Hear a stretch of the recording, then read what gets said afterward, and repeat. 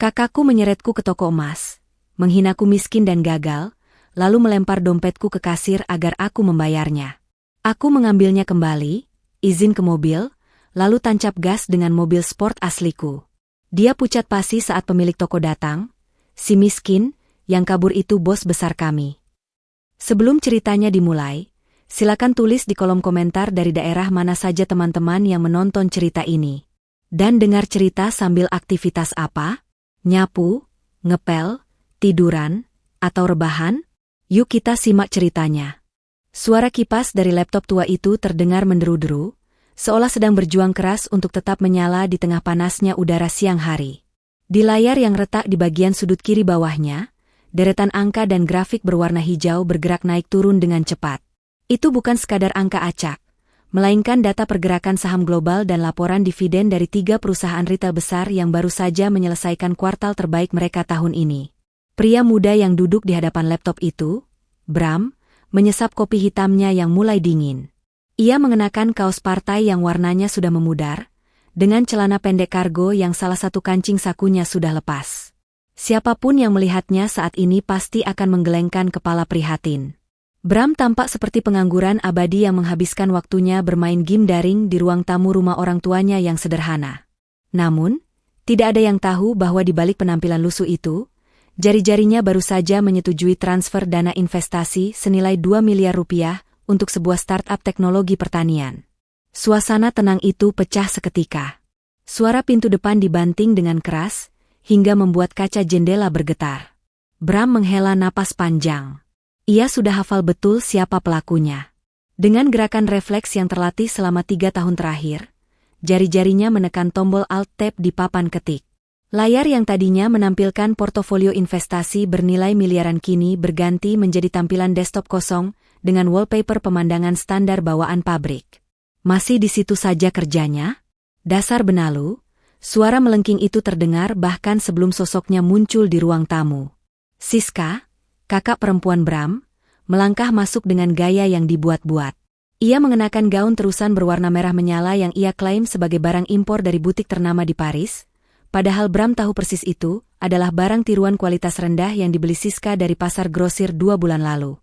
Di tangannya, Siska menenteng tas yang juga bermerek palsu, mengayun-ngayunkannya seolah ingin pamer pada tembok rumah yang catnya mulai mengelupas.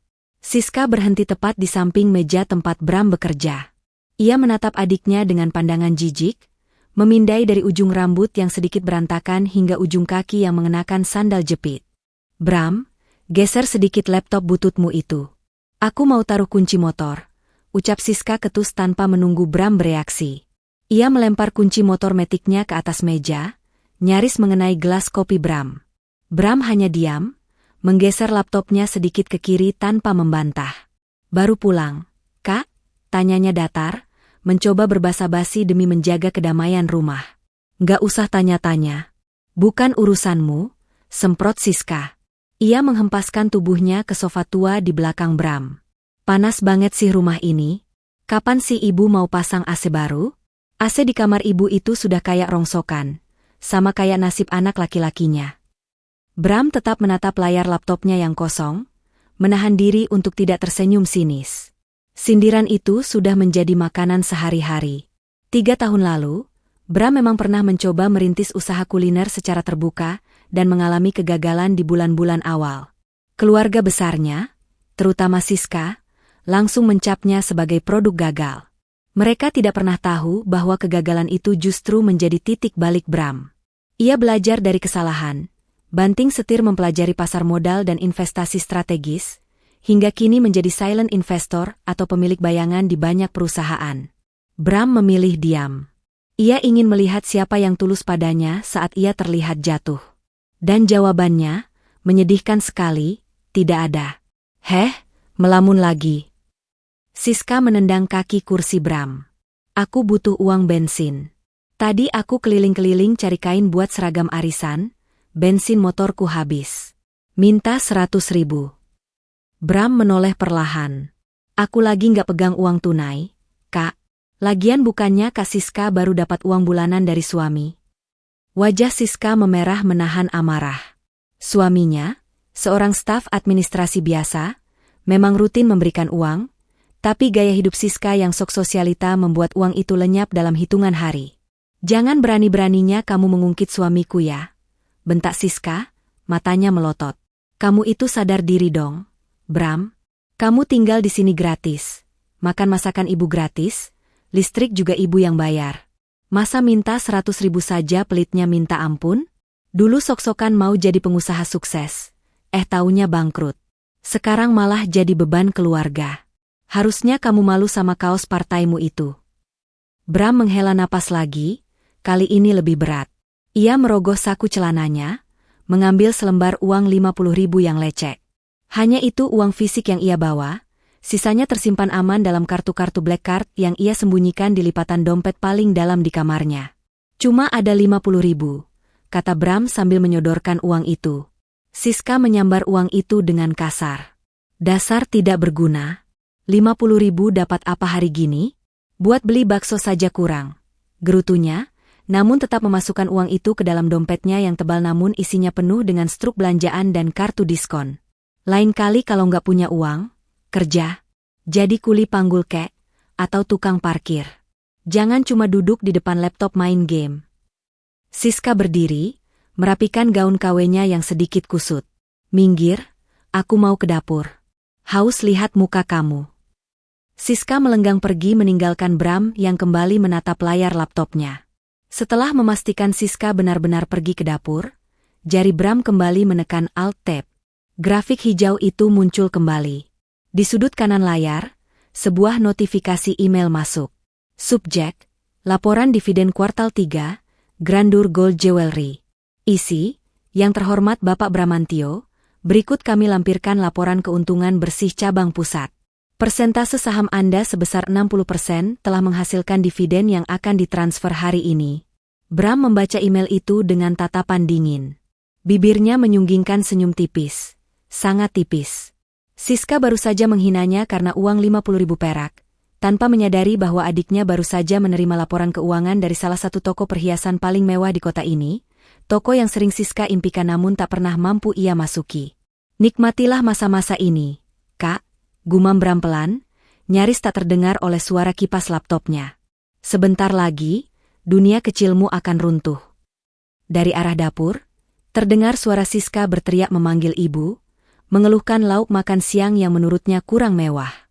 Bram menutup laptopnya perlahan.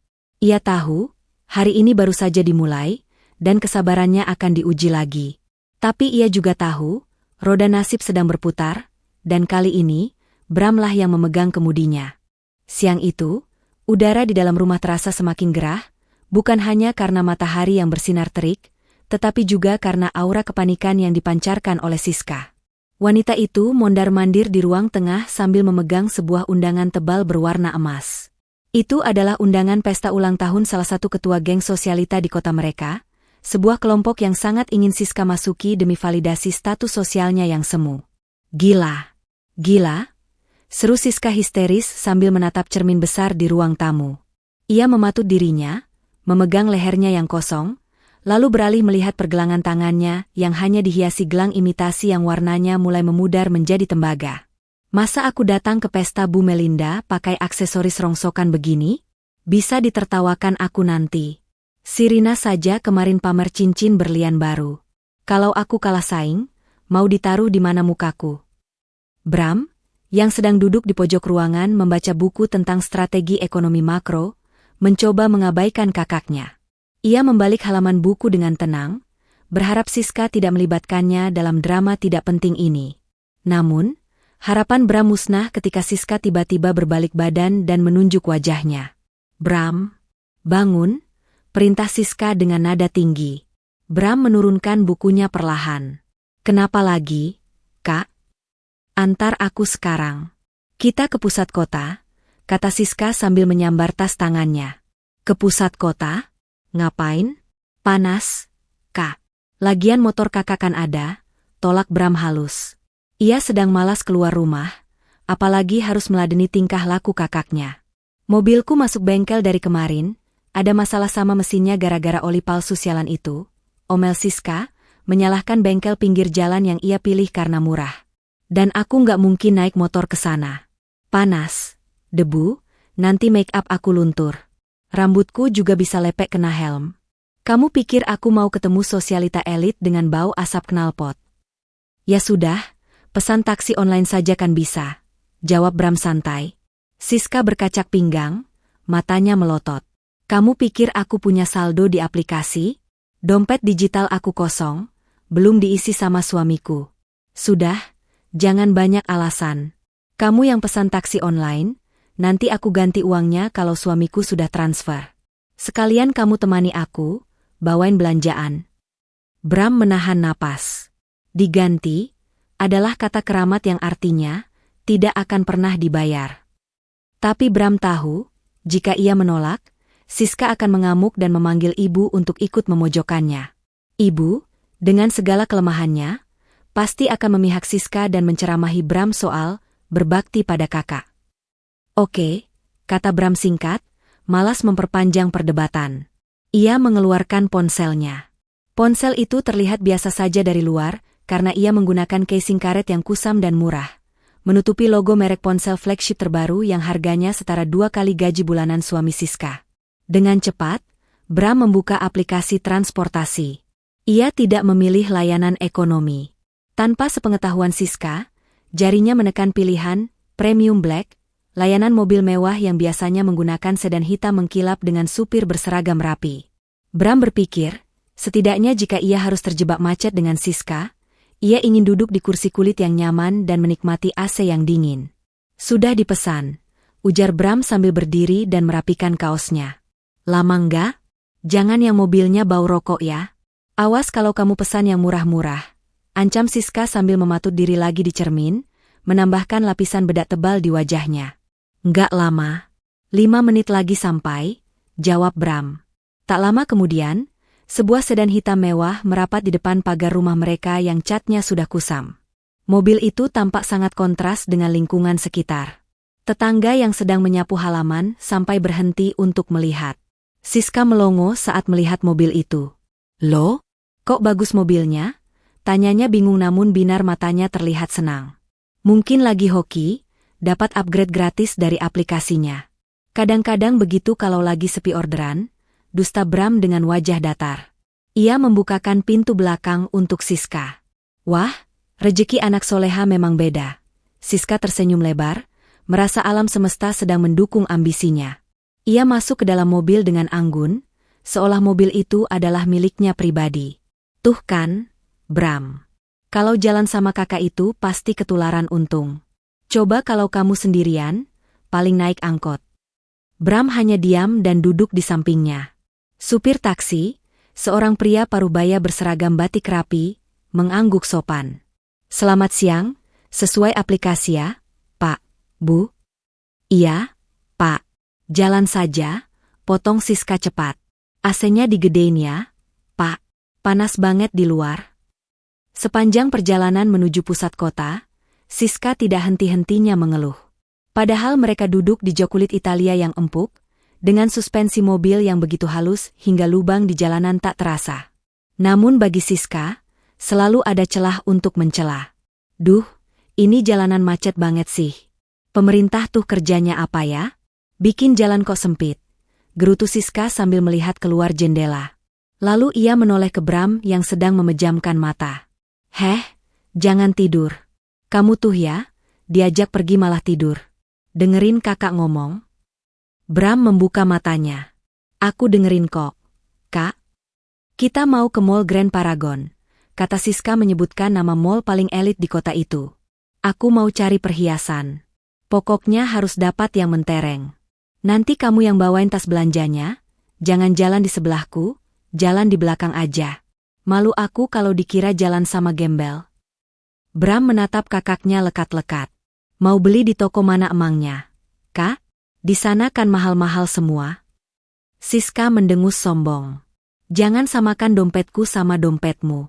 Aku sudah riset. Ada toko namanya Grandeur Gold Jewelry. Katanya koleksinya paling bagus dan lagi hits di kalangan pejabat. Aku mau beli 1 set di sana.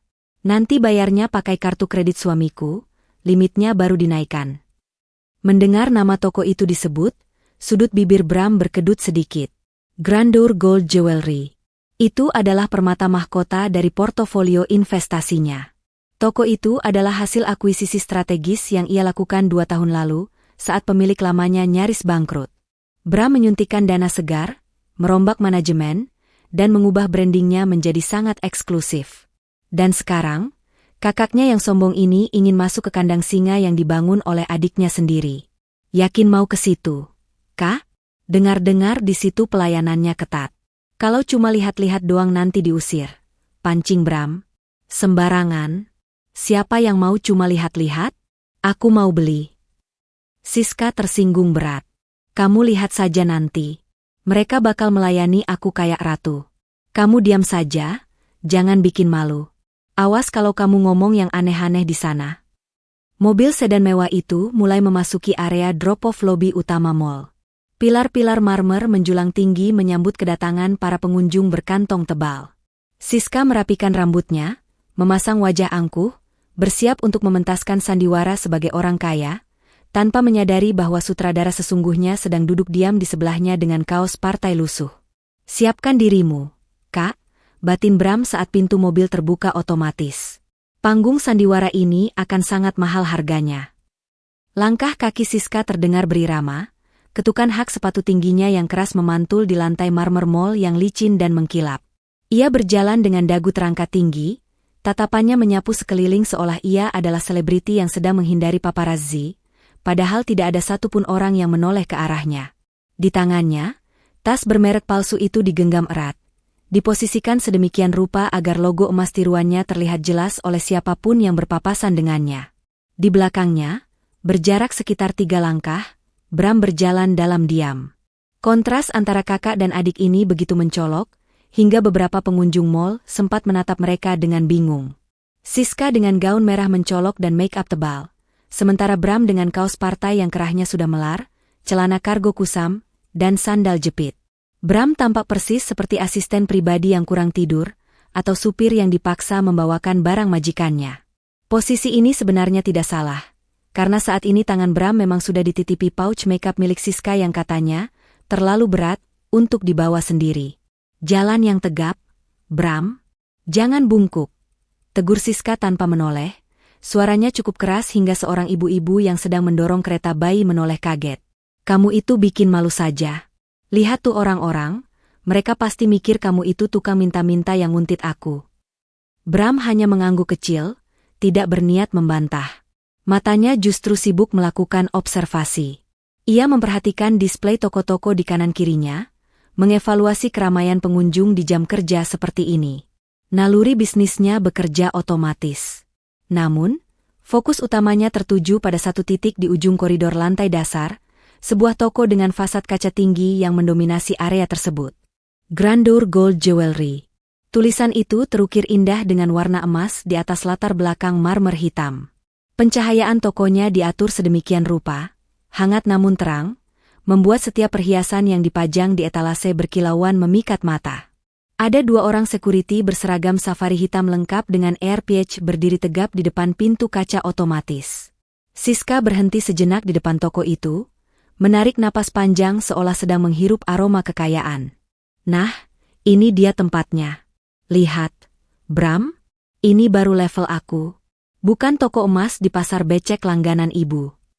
Ia melangkah maju mendekati pintu. Salah satu security, seorang pria berbadan tegap dengan tatapan tajam, segera melangkah sedikit ke tengah, melakukan prosedur standar profiling pengunjung. Mata security itu menyapu penampilan Siska dari atas ke bawah, mendeteksi ketidaksesuaian antara gaya angkuh dan kualitas pakaian yang dikenakan. Namun, sebelum security itu sempat bertanya atau menghalangi, Siska sudah mendengus kasar. Minggir, jangan halangi jalan saya. Saya mau beli, bukan mau ngerampok. Semprot Siska galak. Security itu mengerutkan kening, hampir saja membuka mulut untuk menegur sopan santun wanita itu, ketika matanya menangkap sosok pria di belakang Siska. Bram. Wajah security itu berubah drastis. Ia mengenali wajah itu. Wajah yang fotonya terpampang di buku panduan orientasi karyawan sebagai ultimate shareholder, pemegang saham tertinggi yang identitasnya harus dijaga kerahasiaannya. Tubuh security itu menegang, siap membungkuk hormat dan menyapa. Selamat siang. Bram dengan cepat menempelkan jari telunjuknya di bibir, membuat gestur SSSTT yang sangat halus, lalu mengedipkan sebelah matanya. Tatapannya tajam namun tenang, mengirimkan pesan tanpa suara, diam. Ikuti permainan ini. Security itu adalah profesional terlatih. Dalam hitungan detik, ia menelan kembali sapaannya, mengubah postur tubuhnya kembali tegak namun membukakan pintu dengan hormat yang sedikit berlebihan. Ia mengangguk sopan pada Siska, seolah-olah Siskalah alasan penghormatan itu. Silakan masuk, Ibu. Selamat datang di Grandur Gold, ucap security itu dengan nada ramah yang dipaksakan. Siska tersenyum puas, merasa menang. Ia menoleh ke Bram dengan alis terangkat. Tuh kan, mereka tahu siapa yang punya duit. Kamu belajar dari kakak. Kalau kita galak, orang bakal segan. Bram hanya tersenyum tipis sambil mengekor masuk. Begitu pintu kaca tertutup di belakang mereka, suasana hiruk-pikuk mall seketika lenyap, digantikan oleh kesunyian yang elegan. Lantai toko dilapisi karpet tebal yang meredam suara langkah kaki. Aroma samar bunga lili segar dan sandalwood memenuhi ruangan. Pendingin ruangan disetel pada suhu yang sangat sejuk, membuat keringat Siska yang tadi bercucuran di luar langsung mengering. Di dalam toko, beberapa staf senior sedang melayani pelanggan lain. Namun, kehadiran Bram seperti magnet bagi mereka yang tahu. Seorang pria parubaya dengan setelan jas rapi yang sedang merapikan etalase di sudut ruangan langsung menoleh. Itu Pak Rudi, manajer toko. Mata Pak Rudi membelalak lebar saat melihat Bram dengan pakaian lusuhnya. Pak Rudi nyaris menjatuhkan kain pembersih beludru di tangannya. Ia bergegas melangkah mendekat, bibirnya sudah membentuk kata, Pak Bram, namun lagi-lagi, Bram memberikan kode yang sama. Tatapan mata Bram mengarah ke Siska yang sedang sibuk memandangi etalase kalung, lalu kembali menatap Pak Rudi dengan isyarat larangan. Pak Rudi berhenti sejenak, menarik napas, dan segera memahami situasi. Ia adalah manajer berpengalaman yang ditunjuk langsung oleh Bram, karena kecerdasannya membaca situasi. Jika bos besar datang dengan pakaian seperti itu dan membawa wanita yang terlihat berisik, pasti ada skenario yang sedang dijalankan. Selamat siang, Ibu. Ada yang bisa saya bantu? Sapa Pak Rudi dengan senyum profesional, mendekati Siska. Ia sengaja tidak menatap Bram secara langsung, namun posisi tubuhnya sedikit terbuka ke arah Bram sebagai bentuk penghormatan bawah sadar. Siska menatap Pak Rudi dari ujung kaki sampai kepala, menilai setelan jas manajer itu yang jelas lebih mahal dari gaun yang dipakainya. Kamu manajernya? Tanya Siska tanpa basa-basi. Betul, Ibu. Saya Rudi, store manager di sini. Bagus. Saya nggak mau dilayani sama sales magang ya. Saya mau lihat koleksi terbaru.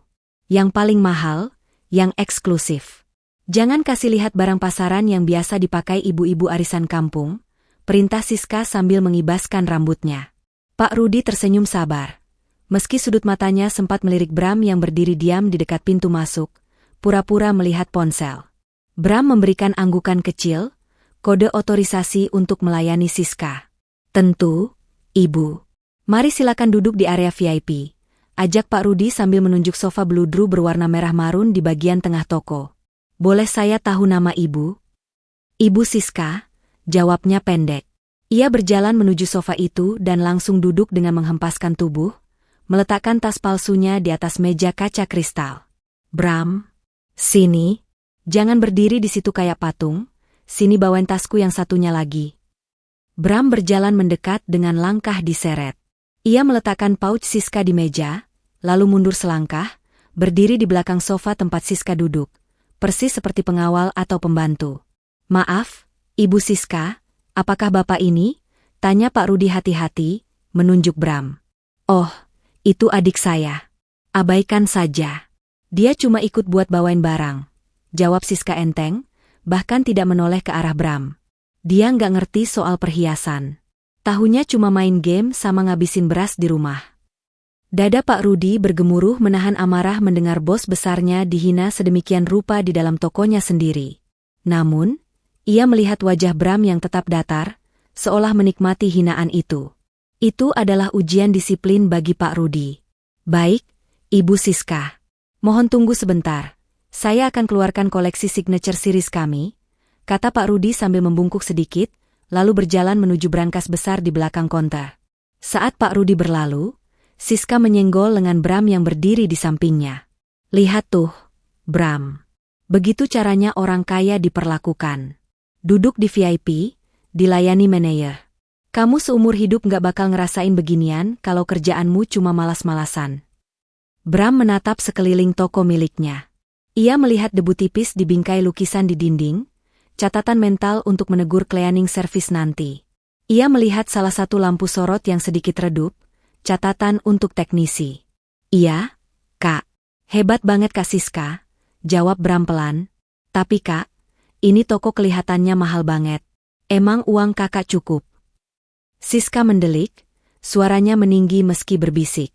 Diam kamu. Jangan bikin malu. Kartu kredit suamiku itu limitnya tinggi. Lagian, aku ini investasi penampilan. Kalau aku terlihat kaya, koneksi bisnis suamiku juga bakal lancar. Kamu anak kecil tahu apa? Siska kembali memusatkan perhatiannya ke meja kosong di depannya, menanti perhiasan yang akan datang, sementara Bram berdiri tenang di belakangnya, menanti pertunjukan keserakahan yang sesungguhnya dimulai. Di balik saku celananya, tangan Bram mengirim pesan singkat ke ponsel Pak Rudi, keluarkan yang paling mahal. Biarkan dia memilih. Jangan sebut harga kecuali dia tanya. Jalankan protokol, The King's Fall. Pak Rudi kembali ke meja VIP dengan nampan berlapis bludru hitam di tangannya. Di belakangnya, seorang staf wanita muda mengikuti sambil membawa nampan berisi minuman penyegar dan coklat premium. Staf itu meletakkan minuman di depan Siska, namun ragu-ragu saat melihat Bram yang berdiri. Untuk bapaknya? Tanya staf itu pelan. Nggak usah. Potong Siska cepat sebelum Bram sempat membuka mulut. Dia baru minum es teh tadi di jalan. Nanti kembung. Taruh saja di sini minumannya. Bram hanya tersenyum maklum pada staf wanita yang tampak serba salah itu. Staf itu menunduk hormat lalu mundur. Sementara itu, Pak Rudi meletakkan nampan perhiasan itu di meja kaca dengan sangat hati-hati, seolah sedang meletakkan bayi yang baru lahir. Silakan, Ibu Siska. Ini adalah koleksi Royal Vanda, terinspirasi dari anggrek langka. Emas putih 18 karat dengan taburan berlian Belgia VVS1, jelas Pak Rudi. Mata Siska berbinar rakus. Tangannya langsung menyambar sebuah kalung yang bertahtakan berlian di liontin utamanya. Ia mengangkatnya tinggi-tinggi, membiarkan cahaya lampu toko memantul indah pada permata itu. Tidak ada kehalusan dalam gerakannya. Ia memegang perhiasan ratusan juta itu seolah sedang memegang gorengan di pinggir jalan. Lumayan, komentar Siska dengan nada yang dibuat-buat meremehkan, padahal hatinya berteriak kegirangan. Tapi kok rantainya agak tipis ya? Kelihatan ringkih. Ada yang lebih besar enggak? Saya suka yang bold, yang kalau dipakai orang dari jarak 10 meter sudah bisa lihat. Pak Rudi mengangguk sabar. Tentu, selera ibu memang berkelas. Yang ini memang desain minimalis. Sebentar, saya ambilkan set Grand Duchess. Pak Rudi kembali ke brankas dan membawa nampan kedua. Kali ini, isinya jauh lebih mencolok. Kalung emas kuning tebal dengan desain ukiran rumit, gelang keroncong yang berat, dan cincin dengan batu permata besar di tengahnya. Nah, ini baru barang. Seru Siska. Ia langsung menyambar gelang itu dan memaksanya masuk ke pergelangan tangannya yang agak berisi. Aduh, agak sempit. Mas, ini nggak ada ukuran yang lebih besar? Jangan kasih saya ukuran anak SMA dong. Itu ukuran standar internasional, Ibu. Tapi emasnya fleksibel, bisa disesuaikan, jawab Pak Rudi tenang. Siska mulai mencoba satu persatu. Ia memakai kalung itu, lalu menumpuk 2 cincin sekaligus di jari manis dan jari tengahnya. Ia bercermin ke kiri dan ke kanan, mengagumi bayangannya sendiri. Keserakahan mulai mengambil alih akal sehatnya. Ia tidak lagi peduli apakah model itu cocok dengan gaunnya atau tidak. Yang ia pedulikan hanyalah seberapa banyak emas yang bisa menempel di tubuhnya. Ambilin yang itu juga, cincin yang ada mata birunya. Perintah Siska kasar sambil menunjuk etalase kaca di seberang ruangan. Jangan lelet dong, Mas. Saya ini sibuk, banyak acara. Pak Rudi memberi kode pada staf junior untuk mengambilkan barang yang diminta. Siska memperlakukan para staf seperti pelayan pribadinya. Ia membentak jika mereka terlalu lama membuka kunci etalase. Ia mendecakkan lidah jika cermin yang diberikan kurang pas posisinya. Bram mengamati semuanya dari belakang. Ia melihat betapa kakaknya telah berubah menjadi monster materialistis. Dulu, Siska memang cerewet, tapi tidak sejahat ini. Kegagalan hidup dan tekanan sosialita palsu telah mengubahnya. Bram merasa sedikit sedih, namun rasa kasihan itu segera sirna saat Siska menoleh padanya. "Bram, fotoin aku." Siska melemparkan ponselnya ke arah Bram. Bram menangkapnya dengan sigap. "Yang bagus angle-nya. Kelihatan semua perhiasannya. Awas kalau buram." Bram mengambil beberapa foto Siska yang sedang berpose konyol dengan leher dan tangan penuh emas. Siska memeriksa hasilnya dan mendengus. "Dasar nggak bakat seni, muka aku kelihatan gendut di sini." Ulang. Proses itu berlanjut selama hampir setengah jam. Meja VIP kini penuh dengan nampan-nampan perhiasan yang sudah acak-acakan karena ulah Siska. Akhirnya, pilihan Siska jatuh pada satu set lengkap, kalung choker emas bertabur berlian, sepasang anting panjang menjuntai, gelang lebar bermotif floral, dan cincin bermata zamrud. "Oke, saya ambil yang ini semua." "Satu set," kata Siska dengan nada final, sambil tetap memakai perhiasan-perhiasan itu. Ia enggan melepaskannya. Pak Rudi menghitung cepat di kalkulator tabletnya. "Pilihan yang sangat istimewa, Ibu. Total untuk satu set, Emerald Queen, ini adalah Rp152.500.000. Karena Ibu pelanggan baru, saya bulatkan menjadi Rp150 juta pas." Angka itu melayang di udara. 150 juta. Bram melihat punggung Siska menegang sedikit. Ia tahu persis batas kartu kredit suami Siska hanya sekitar 20 juta, dan tabungan mereka mungkin tidak sampai 10 juta. Siska tidak punya uang sebanyak itu. Sama sekali tidak. Namun, bukannya panik atau membatalkan, Siska justru tertawa kecil. Tawa yang terdengar sumbang. Ia berdiri, mematut dirinya sekali lagi di cermin besar. Keinginan untuk memiliki barang itu begitu kuat hingga menutupi logikanya. Ia sudah membayangkan wajah iri teman-teman arisannya nanti malam. Ia tidak bisa mundur. Gengsinya terlalu tinggi untuk bilang, "Maaf, uang saya kurang." Siska memutar otak dengan cepat, mencari jalan keluar, mencari kambing hitam. Dan matanya tertumbuk pada Bram yang berdiri diam di pojok. Senyum licik terbit di wajah Siska. "Bungkus kotaknya saja, Mas," kata Siska lantang pada Pak Rudi. "Barangnya saya pakai langsung. Sayang kalau barang sebagus ini cuma disimpan di kotak. Nanti kilaunya hilang." "Baik, Ibu. Silakan ke kasir untuk penyelesaian pembayaran," ujar Pak Rudi sopan.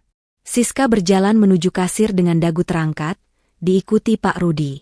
Bram mengikuti dari kejauhan. Sesampainya di depan mesin kasir, Siska tidak membuka tasnya. Ia justru menoleh ke belakang, menunjuk Bram dengan jari telunjuknya yang kini dihiasi cincin zamrud mahal. "Adik saya di sana yang bayar," ucap Siska keras, memastikan semua staf dan beberapa pelanggan lain mendengar. Bram mengerjap, pura-pura bingung. "Loh, Kak?" Siska melanjutkan sandiwaranya dengan sangat meyakinkan. Ia memasang wajah kakak yang penuh kasih sayang namun tegas. "Sudahlah, Bram. Nggak usah malu-malu. Kamu kan baru dapat warisan kecil dari almarhum Pak D yang tanahnya laku itu. Hitung-hitung ini bakti kamu sama kakak yang sudah ngurusin kamu selama ini." Bram ternganga. Warisan Pak D? Pak D mereka meninggal 5 tahun lalu dan tidak meninggalkan apa-apa selain hutang. Kebohongan Siska begitu lancar meluncur. "Tapi Kak..." Bram mencoba menyela. "SSTD." Siska memotong cepat, lalu berbisik tajam saat Bram mendekat. "Jangan berani-beraninya membantah. Kamu bayar dulu pakai kartu debitmu yang ada sisa uang usaha bangkrutmu itu, atau pinjam online kek, terserah. Nanti di rumah aku ganti. Kalau kamu bikin aku malu di sini dengan bilang gak punya uang, aku bakal bilang ke ibu kalau kamu nyuri uang belanja bulan lalu. Ibu pasti percaya aku. Kamu mau diusir dari rumah." Ancaman itu begitu KJI. Memanfaatkan ketakutan akan diusir dari satu-satunya tempat bernaung. Siska tahu betul kelemahan adiknya, atau setidaknya, apa yang ia kira sebagai kelemahan. Bram menatap mata kakaknya. Ia melihat kegelapan di sana. Tidak ada rasa bersalah, hanya nafsu memilik yang membabi buta. Siska benar-benar berpikir Bram akan menemukan cara untuk membayar, atau setidaknya menanggung malu saat kartu ditolak, sementara Siska bisa mencari alasan untuk kabur nanti. Pak Rudi menatap Bram, menunggu instruksi. Wajah Pak Rudi tampak tegang, tangannya terkepal di samping tubuh, siap memanggil security untuk menyeret Siska keluar jika Bram memberi perintah. Namun Bram menarik napas panjang, lalu memasang wajah panik yang sempurna. Akting kelas Oscar dimulai. Waduh, Kak, 150 juta? Uangku di tabungan cuma ada 5 juta, itu juga buat modal dagang gorengan besok. Suara Bram bergetar. Alah, jangan bohong. Bentak Siska, kali ini suaranya meninggi, mulai panik karena Bram tidak menuruti skenarionya. Keluarkan dompetmu. Gesek saja semua kartumu. Bram meraba-raba saku celananya dengan panik. Ia menepuk saku kanan, saku kiri, lalu saku belakang. Wajahnya memucat, dibuat-buat. Dompetku. Gumam Bram. Kenapa dompetmu? Teriak Siska histeris. Dompetku nggak ada, Kak. Seru Bram lebih keras, menatap Siska dengan mata terbelalak. Ketinggalan di dashboard taksi online tadi. Atau, aduh, jangan-jangan jatuh di mobil pas aku turun tadi? Tadi kan buru-buru karena kakak nyuruh lari. Hening sejenak. Wajah Siska berubah dari merah pada menjadi pucat pasi. Tanpa dompet Bram, tidak ada kambing hitam. Kamu dasar ceroboh tolol. Maki Siska tanpa mempedulikan citra sosialitanya lagi. Cari. Cepat cari. Sebentar, Kak. Kayaknya jatuh di parkiran mobil taksi tadi. Sopirnya mungkin masih nunggu di area drop-off atau parkiran depan. Aku kesana sebentar ya, aku ambil dompetnya. Kakak tunggu di sini, kata Bram dengan nada memohon yang meyakinkan. Siska, yang sudah terlanjur memakai perhiasan itu dan merasa tidak mungkin melepaskannya sekarang tanpa kehilangan muka, mengibaskan tangannya kasar. Cepetan. Lari. Jangan bikin malu. Awas kalau lama. Iya, Kak. Sebentar ya, Pak, kata Bram pada Pak Rudi, lalu ia berbalik badan. Bram berjalan cepat menuju pintu keluar. Jantung Siska berdegup kencang, keringat dingin mulai menetes di pelipisnya. Ia berdiri kaku di depan kasir dengan perhiasan senilai ratusan juta melekat di tubuhnya, dikelilingi oleh tatapan para staf toko yang kini terasa berbeda, tatapan yang tidak lagi ramah, melainkan waspada seperti elang mengincar mangsa. Siska tidak tahu, saat Bram melangkah keluar dari pintu kaca otomatis itu, senyum panik di wajah adiknya seketika lenyap, berganti menjadi seringai dingin yang mengerikan. Perangkap telah tertutup. Langkah kaki Bram di atas lantai marmer mall yang dingin itu awalnya terburu-buru dan serampangan. Kedua tangannya masih meraba-raba saku celana, kepalanya menoleh ke kanan dan ke kiri dengan ekspresi panik yang dibuat-buat, seolah-olah dia adalah orang yang benar-benar kehilangan separuh jiwanya, dompet berisi uang receh dan KTP. Beberapa pengunjung yang berpapasan dengannya menyingkir dengan tatapan risih, melihat seorang pria berpakaian lusuh berlari kecil, seperti orang linglung di koridor mall paling elit di kota itu. Namun, begitu Bram melewati pilar besar yang memisahkan area koridor toko perhiasan dengan lobi utama, terjadi sebuah transformasi yang menakjubkan. Jarak dari toko Grandeur Gold ke pintu keluar utama sekitar 50 meter, dan dalam jarak 50 meter itulah Topeng, adik miskin yang tidak berguna, itu perlahan retak dan hancur berkeping-keping. Begitu sensor pintu otomatis lobi bergeser terbuka dan hembusan udara hangat dari luar menyapa kulitnya, bahu Bram yang sedari tadi membungkuk lesu kini tegak sempurna. Langkah kakinya yang menyeret berubah menjadi tegap dan berwibawa. Wajah panik dan bingung itu lenyap seketika, digantikan oleh ekspresi dingin, tajam, dan penuh kendali. Ia tidak lagi menoleh ke belakang. Tidak ada lagi Bram si pengangguran. Yang ada hanyalah Bramantio, sang investor jenius. Bram berhenti sejenak di dekat pilar lobi luar, di tempat yang tidak terlihat dari dalam toko kaca. Ia merogoh saku bagian dalam celana kargonya, sebuah saku tersembunyi yang dijahit khusus. Dari sana, ia mengeluarkan sebuah ponsel pintar edisi terbatas yang harganya setara dengan biaya renovasi rumah ibunya. Layarnya menyala, menampilkan notifikasi pasar saham yang terus bergerak. Bram tidak membuang waktu. Ia menekan tombol panggilan cepat nomor 1. Halo, Pak. Suara di seberang sana terdengar instan, jernih, dan penuh hormat. Itu suara Pak Rudi, manajer toko yang kini sedang berada di kandang singa bersama Siska. Pak Rudi, suara Bram terdengar rendah namun tegas. Sangat berbeda dengan nada memelas yang ia gunakan 5 menit lalu di depan kakaknya. Saya sudah di luar. Wanita yang ada di dalam itu, kakak saya, Siska. Siap, Pak Bram. Sesuai dugaan saya. Apakah kami harus memberikan perlakuan khusus keluarga? Tanya Pak Rudi hati-hati. Biasanya, keluarga pemilik saham akan mendapatkan diskon besar atau bahkan fasilitas pembayaran tempo. Bram tersenyum miring. Ia menatap langit biru yang cerah, merasa beban berat di pundaknya selama 3 tahun ini mulai terangkat. Ya, berikan perlakuan khusus. Namanya, Protokol 3. Hening sejenak di ujung telepon. Pak Rudi tampaknya menelan ludah. Ia tahu betul apa itu Protokol 3. Itu adalah prosedur keamanan tertinggi yang biasanya diterapkan pada penipu ulung atau pelanggan yang terindikasi menggunakan kartu kredit curian. Intinya, Zero Tolerance. Protokol 3. Siap, Pak. Artinya, jangan biarkan dia melangkah keluar dari toko membawa barang sepeser pun tanpa membayar lunas. Tidak ada diskon, tidak ada cicilan, tidak ada, nanti adik saya yang bayar. Pastikan dia membayar harga penuh 150 juta rupiah itu sekarang juga. Jika dia mencoba keluar tanpa membayar, atau membuat keributan, kunci pintu otomatis dan panggil security mall untuk prosedur pencurian. Apakah saya cukup jelas? Sangat jelas, Pak. Perintah dilaksanakan, jawab Pak Rudi tegas. Satu lagi, Pak Rudi. Sampaikan salam perpisahan saya padanya nanti. Katakan, dompet saya tidak hilang. Isinya cuma terlalu berharga untuk dibuang ke orang yang tidak tahu diri. Bram memutus sambungan telepon. Ia memasukkan kembali ponsel mahalnya ke saku. Rasanya luar biasa. Adrenalin mengalir deras di tubuhnya, bukan karena takut, tapi karena kepuasan. Ia baru saja menjatuhkan vonis pada penindasnya sendiri. Bram tidak berjalan ke arah pangkalan taksi online di mana Siska mengira ia akan pergi. Sebaliknya, ia melangkah santai menuju area valet parking VIP, sebuah area khusus yang dibatasi tali bludru merah, tempat di mana mobil-mobil super mewah diparkir tepat di depan lobi agar pemiliknya tidak perlu berjalan jauh. Seorang petugas valet berseragam merah marun yang sedang berdiri di dekat pos, jaga langsung menegakkan badannya begitu melihat Bram mendekat. Meski Bram berpakaian lusuh, petugas valet ini sudah hafal betul siapa pria ini. 2 jam sebelum Bram menjemput Siska di rumah dengan taksi online, supir pribadi Bram sebenarnya sudah mengantarkan mainan kesayangannya ke sini untuk diparkir.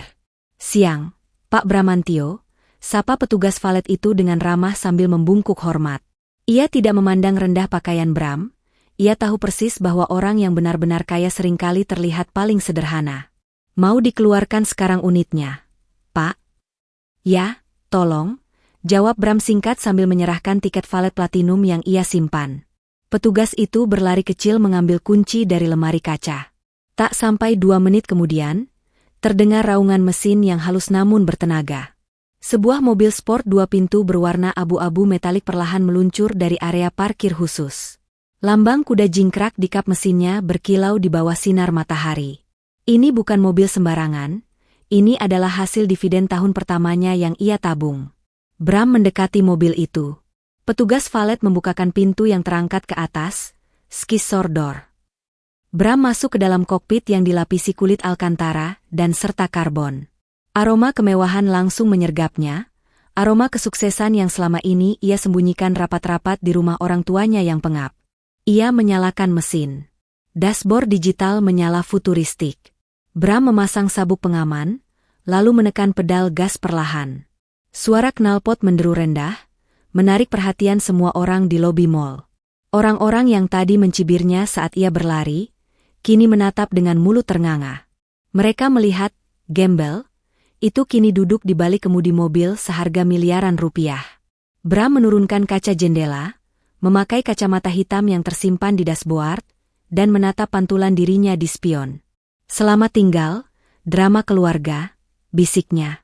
Dengan satu injakan tegas pada pedal gas, mobil itu melesat meninggalkan lobi mall, meninggalkan debu tipis dan menyisakan Siska yang masih terkurung di dalam penjara emas yang ia pilih sendiri.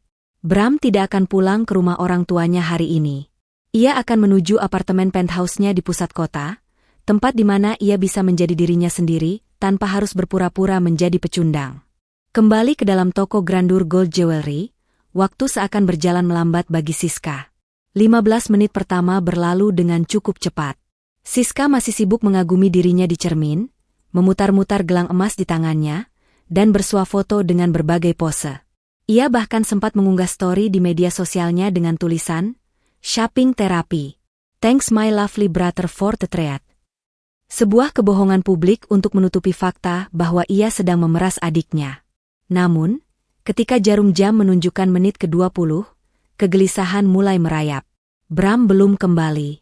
Lama banget si anak itu, gerutu Siska sambil mengetuk-ngetukkan jari kukunya yang bercat merah ke meja kaca. Nyari dompet di parkiran apa nyari dompet di kelurahan? Lelet. Ia melirik ke arah para staf toko. Awalnya, mereka berdiri dengan senyum ramah di sudut ruangan. Tapi sekarang, Siska merasakan perubahan atmosfer yang drastis. Senyum itu hilang. Para staf kini berdiri tegak dengan tangan terlipat di depan atau di belakang tubuh, posisi siaga. Tatapan mereka tidak lagi hangat, melainkan mengawasi setiap gerak-gerik Siska seperti elang mengawasi tikus. Pak Rudi, sang manajer, berdiri di dekat pintu keluar, seolah sedang memblokir akses. Menit ke-30. Siska mulai panik. Ia mengambil ponselnya dan mencoba menelepon Bram. Tut, tut. Nomor yang Anda tuju sedang sibuk. Ditolak. Siska mencoba lagi. Nomor yang Anda tuju sedang tidak aktif atau berada di luar jangkauan. Diblokir. Sialan, umpat Siska pelan. Keringat dingin mulai membasahi punggungnya yang tertutup gaun KW. Pikirannya mulai traveling kemana-mana. Jangan-jangan Bram kabur? Ah, nggak mungkin. Dia kan penakut. Paling dia takut masuk lagi karena nggak nemu dompetnya dan sekarang lagi nangis di pojokan luar. Batin Siska mencoba menenangkan diri. Siska memutuskan bahwa ia sudah cukup menunggu. Ia akan keluar mencari Bram sendiri. Ia membereskan tasnya, berdiri dengan angkuh, masih dengan perhiasan lengkap melekat di tubuhnya. Kalung, cincin, gelang, semuanya senilai 150 juta rupiah. Mas Manajer, panggil Siska dengan nada tinggi, mencoba menutupi kegugupannya. Saya mau susul adik saya dulu ke depan. Kayaknya dia nyasar. Barangnya saya pakai dulu ya, sekalian ngetes di bawah jalan nyaman atau enggak. Itu alasan paling bodoh yang pernah didengar Pak Rudi, tapi Siska tidak peduli. Ia melangkah menuju pintu keluar dengan percaya diri. Namun, begitu ia mendekati pintu kaca otomatis, pintu itu tidak terbuka. Sensornya mati. Siska mengerutkan kening. Ia melambaikan tangannya di depan sensor. Tidak ada reaksi. Pintu kaca tebal itu terkunci rapat. Dan saat itulah, tiang sensor anti pencurian di samping pintu berbunyi nyaring. Beep, beep, beep. Suara alarm itu memekakan telinga, membuat seluruh pengunjung toko menoleh kaget. Jantung Siska serasa mau copot. Loh, kok bunyi? Buka pintunya, teriak Siska panik, gedor-gedor kaca. Dalam sekejap, 2 orang security berbadan besar yang tadi berjaga di luar, kini sudah masuk ke dalam melalui pintu akses samping dan berdiri menghadang Siska. Maaf, Ibu. Mohon mundur dari pintu, ucap salah satu security dengan suara berat mengintimidasi. Kalian apa-apaan? Saya pelanggan VIP. Saya mau keluar cari adik saya yang bawa dompet. Minggir, bentak Siska, histeris. Ia mencoba mendorong security itu, namun tubuh kekar itu tidak bergeming sedikitpun. Ibu belum menyelesaikan transaksi pembayaran, suara dingin Pak Rudi terdengar dari belakang. Siska berbalik badan, wajahnya merah padam antara marah dan malu. Kan saya sudah bilang, adik saya yang bayar. Dia lagi di luar ambil dompet. Kalian jangan kurang ajar ya, saya laporin ke bos kalian baru tahu rasa. Pak Rudi berjalan mendekat dengan langkah tenang. Tidak ada lagi senyum ramah seorang pelayan. Yang ada kini adalah wajah tegas seorang eksekutor. Di tangannya, ia memegang sebuah tablet digital. Silakan laporkan, Ibu, kata Pak Rudi datar. Tapi sebelum itu, ada dua pilihan untuk ibu. Pertama, bayar lunas seluruh barang yang melekat di tubuh ibu sekarang juga. Kedua, kami panggil polisi atas tuduhan percobaan pencurian. Pencurian? Mata Siska melotot hampir keluar. Sembarangan. Adik saya kaya. Dia punya warisan. Dia yang bakal bayar. Pak Rudi menggeleng pelan, seolah kasihan melihat kebodohan di depannya. Ibu Siska, mari kita hentikan sandiwara ini. Tidak ada dompet yang hilang. Dan adik ibu tidak akan kembali. Tahu dari mana kamu? Karena beliau sendiri yang memerintahkan saya untuk menahan ibu, jawab Pak Rudi tenang. Ia mengangkat tabletnya dan menunjukkan layar itu ke depan wajah Siska. Di layar tablet itu, terpampang profil perusahaan Grandeur Gold Jewelry. Di bawah struktur organisasi, di posisi paling atas dengan tulisan Majority Shareholder Owner, pemilik pemegang saham mayoritas, terpampang sebuah foto resmi. Foto seorang pria muda dengan setelan jas rapi, tersenyum tipis penuh wibawa. Siska menyipitkan mata, otaknya berusaha memproses gambar itu. Wajah itu, hidung itu, mata itu wajah Bram. Adiknya. Si pengangguran. Si kaos partai. Si beban keluarga. Ini editan kan? Ini bohong kan? Suara Siska bergetar hebat, lututnya terasa lemas. Ini data resmi perusahaan. Ibu, jelas Pak Rudi, menusuk sisa-sisa harga diri Siska. Pria yang baru saja ibu hina, yang ibu suruh membawakan tas, dan yang ibu paksa membayar tagihan ini adalah Bapak Bramantio Wijaya. Beliau adalah pemilik tunggal dari grup toko ini, dan juga investor utama di mall tempat kita berdiri sekarang. Dunia Siska runtuh seketika. Ruangan ber-AC itu tiba-tiba terasa sesak dan panas. Telinganya berdenging. Bayangan Bram yang selama ini ia injak-injak, tiba-tiba berubah menjadi raksasa yang menakutkan. Bram pemilik toko ini, bisik Siska, air mata mulai menggenang bukan karena sedih, tapi karena ketakutan luar biasa. Benar. Dan beliau meninggalkan pesan khusus untuk kakaknya tersayang. Lanjut Pak Rudi tanpa ampun. Pesannya adalah, tagihkan lunas ke wanita itu. Jika dia tidak bisa membayar, proses hukum sesuai aturan. Orang miskin dilarang berhutang di toko saya. Kata-kata, orang miskin, itu menampar Siska lebih keras daripada tamparan fisik manapun. Itu adalah kata-kata yang sering ia lontarkan pada Bram, dan kini kata-kata itu berbalik menghancurkannya. Siska mundur terhuyung, menabrak etalase kaca di belakangnya. Tapi saya nggak punya uang sebanyak itu, tolong dia adik saya. Siska mulai menangis meraung-raung, make-up tebalnya luntur membanjiri wajahnya yang kini pucat pasi seperti mayat. Adik ibu sudah pergi dengan mobil sportnya. Beliau tidak peduli lagi, potong Pak Rudi dingin. Ia memberi isyarat pada security. Bawa ibu ini ke ruang keamanan belakang. Kita tunggu sampai dia bisa melunasi tagihannya, atau sampai mobil patroli polisi datang menjemput. Jangan panggil polisi. Jerit Siska histeris saat kedua lengan security mencengkeram lengannya. Aku bayar. Aku telepon suamiku. Aku gadai mobilku. Tolong jangan penjara. Keanggunan palsu Siska hancur lebur. Di hadapan para staf yang dulu ia bentak, kini ia diseret seperti kriminal kelas teri. Ia menangis, memohon, dan meratap, mencoba menelepon siapa saja yang bisa menyelamatkannya dari hutang 150 juta rupiah yang ia ciptakan sendiri. Sementara itu, nun jauh di jalan tol layang, sebuah mobil sport abu-abu melaju menembus angin, membawa seorang pria yang akhirnya bebas dari bayang-bayang masa lalunya. Balas dendam terbaik, pikir Bram, bukanlah dengan kekerasan, melainkan dengan kesuksesan yang tak terbantahkan. Ruangan keamanan di bagian belakang toko Grandeur Gold itu tidak mewah seperti area pameran di depan. Dindingnya dicat abu-abu polos, dingin, dan intimidatif. Di tengah ruangan, hanya ada sebuah meja besi dan beberapa kursi lipat. Di sanalah Siska kini duduk, meringkuk seperti pesakitan. Air matanya sudah mengering, menyisakan jejak hitam maskara yang luntur di pipinya yang dulu ia banggakan. Di hadapannya, Pak Rudi duduk dengan tenang sambil mengetuk-ngetukkan jari di atas meja, menunggu transfer dana yang tak kunjung berhasil. Dua security berbadan besar berdiri menjaga pintu, memastikan Ratu Drama itu tidak mencoba kabur. Bagaimana, Ibu Siska? Waktu Ibu tinggal 10 menit lagi sebelum kami menyerahkan berkas ini ke kepolisian sektor setempat. Suara Pak Rudi memecah keheningan yang mencekam. Siska gemetar hebat. Tangannya yang memegang ponsel licin oleh keringat dingin. Ia baru saja menghubungi suaminya, Dodi. Percakapan itu adalah mimpi buruk.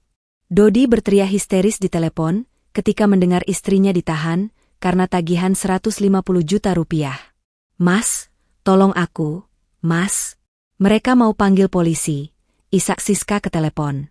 Transfer uang tabungan kita sekarang, Mas. Kamu gila ya, SIS? Suara Dodi terdengar keras, bahkan Pak Rudi bisa mendengarnya dari seberang meja. Tabungan kita cuma ada 15 juta. Itu buat bayar kontrakan tahun depan. Kamu beli apa sampai 150 juta? Kamu bilang adikmu yang bayar.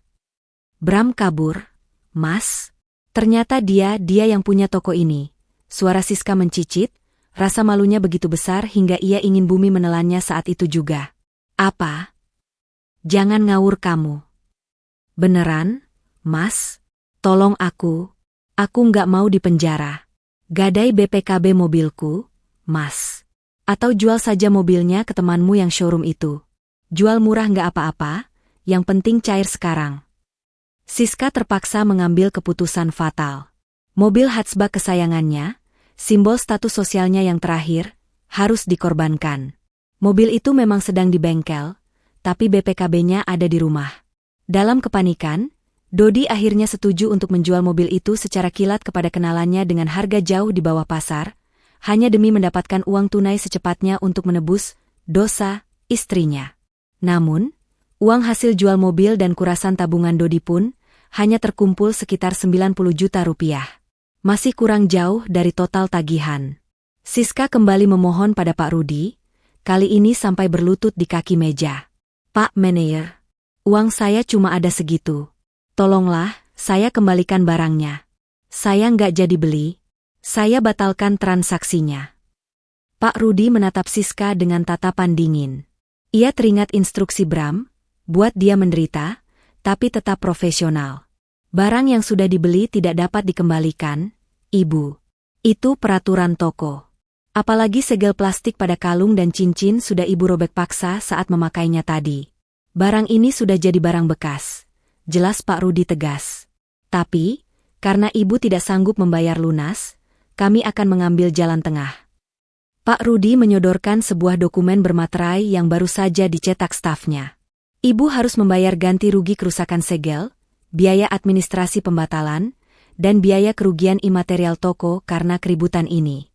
Total dendanya adalah 50 juta rupiah. Barang-barang ini akan kami tarik kembali. Jadi, Ibu membayar 50 juta, tapi tidak membawa pulang apa-apa. Mata Siska terbelalak. 50 juta? Cuma buat bayar denda? Dan saya nggak dapat emasnya. Atau Ibu bayar lunas 150 juta dan bawa barangnya. Atau pilihan ketiga, penjara. Silakan pilih, ancam Pak Rudi. Siska menangis meraung-raung. Uang 50 juta itu adalah uang hasil jual mobil. Itu artinya dia baru saja kehilangan mobilnya, hanya untuk membayar udara kosong. Tidak ada emas, tidak ada status sosial, dan sekarang tidak ada kendaraan. Namun, bayangan jeruji besi lebih menakutkan. Dengan tangan gemetar, Siska menandatangani surat perjanjian itu dan melakukan transfer. Ding! Notifikasi uang masuk terdengar di tablet Pak Rudi. Transaksi selesai. Terima kasih atas donasi, Ibu. Sindir Pak Rudi sambil menyimpan kembali perhiasan-perhiasan mewah itu ke dalam kotak brankas. Silakan keluar. Dan satu lagi, wajah Ibu sudah kami masukkan ke dalam daftar hitam Asosiasi Toko Perhiasan di seluruh kota. Jangan harap bisa masuk ke toko emas manapun lagi. Siska berjalan keluar dari ruangan itu dengan langkah gontai. Saat melewati koridor staf untuk menuju pintu keluar mall, ia merasakan tatapan-tatapan merendahkan dari para karyawan. Di dinding pos security dekat pintu keluar, ia melihat seorang petugas sedang menempelkan selembar kertas foto. Itu fotonya.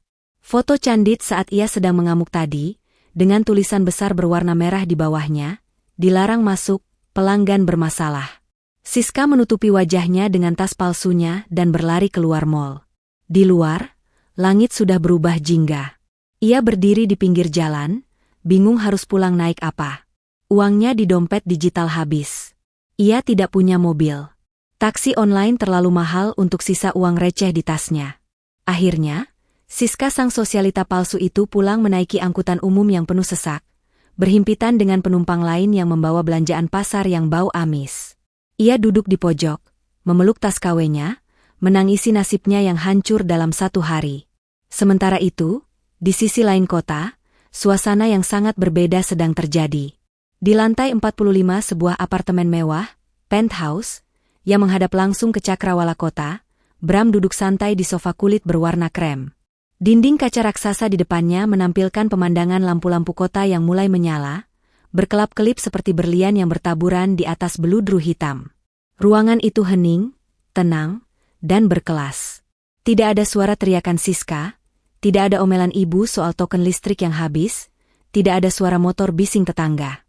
Hanya ada alunan musik jazz instrumental yang mengalun pelan dari pengeras suara high-end di sudut ruangan. Bram menyesap espressonya. Ia baru saja selesai mandi, membersihkan diri dari keringat dan debu jalanan, serta membersihkan diri dari peran yang ia mainkan selama 3 tahun terakhir. Ia mengenakan jubah mandi sutra yang nyaman. Di meja marmer di depannya, ponsel bututnya yang dulu ia pakai sehari-hari tergeletak begitu saja. Ponsel itu bergetar hebat, layar retaknya menyala terus-menerus. Bram melirik layar itu. Ratusan notifikasi masuk dari grup WhatsApp keluarga besar. Grup, keluarga bahagia, 5 anggota. Ibu, Bram, kamu di mana? Pulang sekarang. Kamu apakan kakakmu? Ibu, dasar anak durhaka. Punya uang banyak tapi diam saja lihat kakaknya susah. Ibu, pulang atau ibu coret kamu dari kartu keluarga. Dodi, ipar Heh Bram.